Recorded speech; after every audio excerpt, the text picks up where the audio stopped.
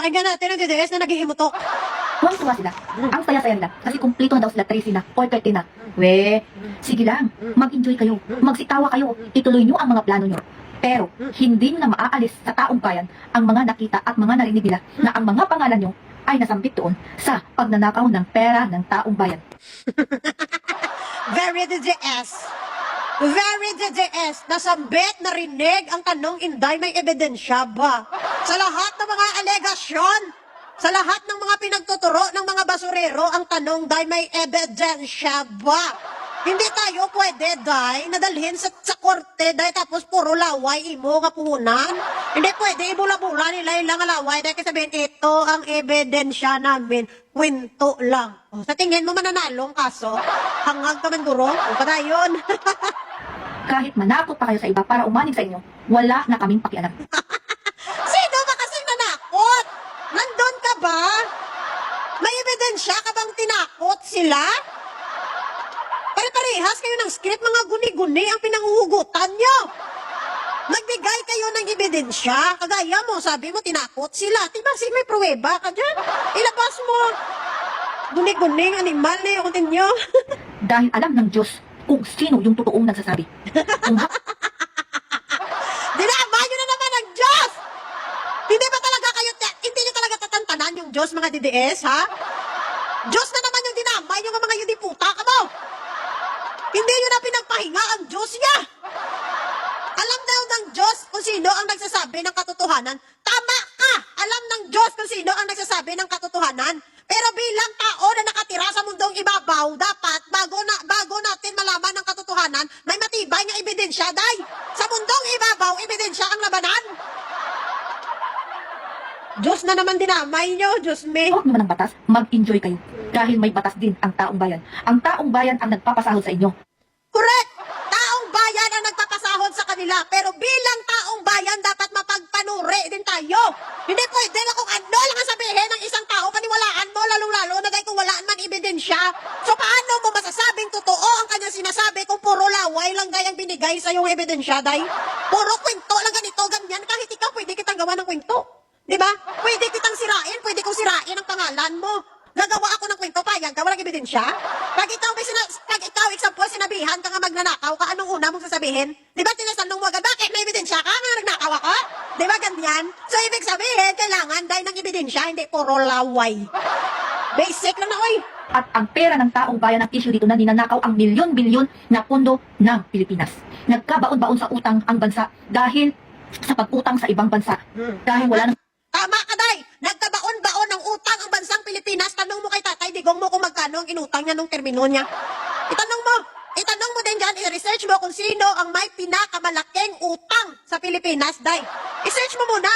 Ha? Yung solo nga utang, ha? Kay mga syunga pa naman ka mga DDS. Buo na nga utang, ginpasa nyo lahat kay BBM. I-research mo kung sino ang presidente nga solo lang ang utang, kung sino ang may pinakamalaking utang. Bago ka magyaw-yaw tungkol sa utang, research ka muna. Ha? Research ka. magagamit na pera. Pero, ang pera pala ng Pilipinas o ng taong bayan na sa kaba ng gobyerno ay napakarami. Tapos nanakawin lang. Ngayon may ebidensya. Sasabihin daw ay fake at hindi totoo. Diin ang ebidensya, Day! Malita? Ano? Matatawag mo ba yan ng ebidensya? Kaging pakitaan ka, malita. So matatawag mo ng ebidensya yan? Kung hindi ka pala syunga, di ba? So maniniwala ka ba pag sinabi ko sa'yo na pera ang laban yan? O hindi ka gaga? Pinakitaan lang kami sa mga picture nga nakisilpi doon. Ebidensya na ba yun? Ano ka mag-ano sa ebidensya, Day? Ano bang ibig sabihin ng ebidensya para sa'yo? Magpasyunga-syunga, Day. Alam nyo, kayo yung paborito ng mga politiko na imanipula. No, wag po tayong pabubububo. Tama yung pinaglalaban mo nga pera ng taong bayan ang pinapasahod sa kanila. Pero bilang isang Pilipino, dapat wag kang pabubububo. Wag kang magpamanipula. Mag-research ka. Bago mo paniwalaan, kuhaan mo ng matibay nga ebidensya, Day. Ganun yun. Yeah. Sige, lalabas din ang katotohanan at kung ano yung totoo. Correct. Ito pa ang pinakamasakit. Yung pinagkakatiwalaan natin, yung mga pinapanood natin, yung pinariringgan natin ay nadawit pa ang pangalan ng media na binabayaran. Napakasakit talaga. Bakit? May ebidensya din ba na binigyan din sila ng pera? Narinig mo lang yan doon sa sinabi na ang media binigyan. Oo, binigyan ko, no?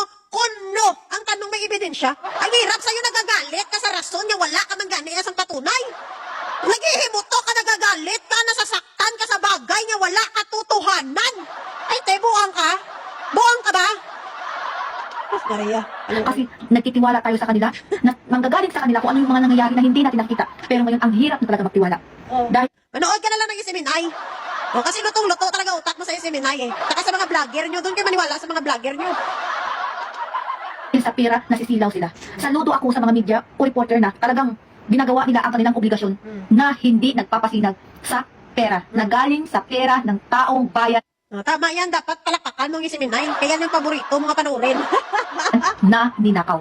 Isa lang ang sigaw ng taong bayan, Ah. stop corruption, Ah. ibalik ang pera ng taong bayan at Sabihin mo kay Sarah, di ba pinapabalik ng kuwa ang pera? Bakit hindi pa niya binabalik hanggang ngayon?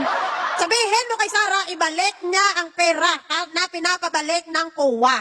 Sabihin mo sa kanya, stop corruption, tama ka kahit sinong Pilipino gusto natin yan, stop corruption. Pero ang problema kasi, ang ginagawa nyo kasi, nagpapaniwala kayo sa mga propaganda. Walang basihan, walang ebidensya, pinapaniwalaan nyo. Di sino niloloko nyo? Kung gusto nyo ng katotohanan, hanapan nyo ng matibay na ebidensya, day. Ganon day ang labanan, hindi laway. itigil ang gulo na ginagawa nyo. Sino ba kasi nang gugulo? Sino bang nang gugulo? Ang tahimik ng bansang Pilipinas, ginulo ng mga idol nyo. Kaya tat-natat silang umupo. Di ba? Alam mo, lahat ng sinasabi mo, back to you lang man.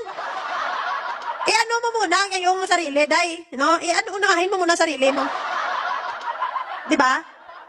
Bago ka magyaw-yaw dyan sa social media, iano mo muna sa self mo kung nagawa mo na bang lahat na may matibay ka bang ebidensya sa pinapaniwalaan mo. Ganun ba? Di ba? I-evaluate mo muna ang sarili mo bago ka magyaw-yaw. No? Yung mga sinasabi mo nga mga pagnanakaw na yan, lahat tayo galit dyan. Pero kailangan natin ng matibay na ebidensya. Hindi po pwede dahil nga laway lang gidyang puhunan. Hindi po pwede po nga kukuha tayo ng laway. Oh, dito natin lagay lahat ng laway natin. Ito yung matibay na ebidensya natin. Hindi pwede yan dahil. Basic lang yan. Lahat tayo alam yan. Basic yan sa batas. Na pag ikaw nagparatang, dapat may ebidensya ka. Hindi po pwede yung pinaratangan mong magbibigay ng ebidensya sa'yo.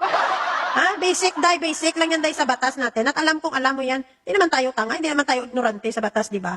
So dapat naging mapagmatsyag tayo. No, kung ano yung pinaglalaban natin, dapat alamin natin ang katotohanan. Hindi po natin pipiliin kung ano lang yung pasok sa naratibo natin at kung ano lang yung gustong marinig natin. Buong katotohanan ang tanggapin. Kung hindi man pasok sa naratibo mo, tanggapin mo. Kaya ang katotohanan. Huwag mong lokohin yung sarili mo para lang na maging feel good ka dahil sa pinaglalaban mo. Hindi ganon. Accept the truth para makuha mong katotohanan. Bye!